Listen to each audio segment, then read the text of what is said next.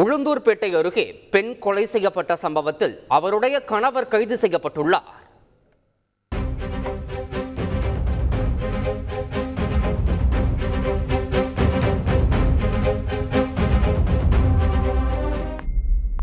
உளுந்தூர்பேட்டை அருகே உள்ள புல்லூர் கிராமத்தைச் சேர்ந்த ரமணி விருத்தாச்சலத்தில் உள்ள வங்கி ஒன்றில் பணியாற்றி வந்தார். இவர் தனது வீட்டில் உடல் அழுகிய நிலையில் சடலமாக கண்டெடுக்கப்பட்டார். உளுந்தூர்பேட்டை இன்ஸ்பெக்டர் வீரமணி தலைமையிலான போலீசார் சடலத்தை கைப்பற்றி பிரேத பரிசோதனைக்காக கள்ளக்குறிச்சி அரசு ஆஸ்பத்திரிக்கு அனுப்பி வைத்தனர். இந்த நிலையில் ரமணியின் கணவர் அசோக் தனது குழந்தைகளை தனது தாயார் வீட்டில் விட்டுவிட்டு தலைமறைவானதால் அவர் மீது சந்தேகம் எழுந்து அவரை தேடி வந்தனர். பல இடங்களில் தேடிய போலீசார் பன்ருட்டியில் பேருந்து நிலையத்தில் கைது செய்தனர். பிடிபட்ட அசோக்கிடம் போலீசார் விசாரித்த போது அவர் தனது மனைவியை கொலை செய்ததை ஒப்புக்கொண்டார். கொலைக்கான காரணம் குறித்து போலீசார் விசாரித்த போது அவர் கொடுத்த வாக்குமூலம் போலீசாருக்கே அதிர்ச்சியை ஏற்படுத்தியது. ரமணி தனக்கு தெரியாமல் மேலும் ஒருவரை திருமணம் செய்து வாழ்ந்து வந்துள்ளதாக அசோக் கூறினார்.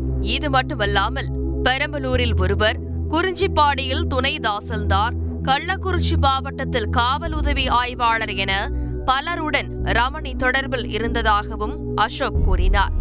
பலருடன் வைத்திருக்கும் தொடர்பை நிறுத்திவிடுமாறு கூறிய போது கொலை செய்து விடுவதாக ரமணி மிரட்டியதாகவும் அசோக் கூறினார். இருந்தாலும் கணவன் மனைவி இருவரும் ஒரே வீட்டில் வாழ்ந்து வந்துள்ளனர். இந்த நிலையில்தான் 18ஆம் தேதி கணவன் மனைவி இடையே மீண்டும் தகராறு ஏற்பட்ட போது ரமணியை அசோக் தாக்கியுள்ளார். பின்னர் வெளியே சென்ற அவர் ரமணியை உயிரோடு விட்டால் கள்ள காதலர்களோடு சேர்ந்து தன்னை கொலை செய்து விடுவாள் என்ற அச்சத்தில் கொலை செய்ததாக கூறினார். இந்த நிலையில் அசோக்கை ரமணி மிரட்டுவது, காவல் உதவி ஆய்வாளர் ஒருவரிடம் அசோக் தனது மனைவியை விட்டு செல்லும்படி பேசுவது உட்பட 7 ஆடியோக்கள் சமூக வலைதளத்தில் அதிகம் பகிரப்பட்டு வருகின்றன. நீ என்ன டார்ச்சர் பண்ணிக்கிட்டு அசிங்கமா பேசிக்கிட்டு நீ பண்றதெல்லாம் ஒன்னால எனக்கு தொடர்ந்து பிரச்சனை வந்துகிட்டே இருந்ததுன்னா உன் சாவு என் கையில தான் இருக்கும்.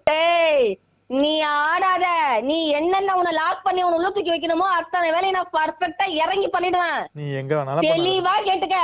என்ன நீ வகச்சுக்கிட்டீனா நான் ஆள் வச்சு கூட உன்னை தூக்குவேன். நீ எனக்கு வேண்டாம் முடிவு எடுத்துட்டாக்கா உன்னை ஒரேடியா க்ளோஸ் பண்றதுக்கு எந்த எல்லைக்கு நான் போவேன். நீ என்ன சாதாரணமா இடம் போடாத, புரியுதா? உன்ன மாதிரி கத்திக்கிட்டு கைய ஓடி ஓடி கபடி ஆடி காட்டுவியே, அது மாதிரிலாம் நான் ஆட மாட்டேன். உன் ஜோலியை மொத்தமா முடிச்சு நான் தான் பண்ணான்னு தெரியாத அளவுக்கு நான் பண்ணி விட்டு போயிடுவேன், புரியுதா? அதனால கொஞ்சம் ஒழுக்கமா இருந்துக்க, அது உனக்கு நல்லது.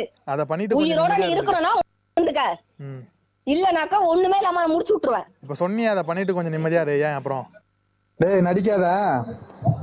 ஹலோ, நடிக்காத. உனக்கு என்ன தேவை? இப்ப நீ தான் போன் போட்ட, உனக்கு என்ன தேவை?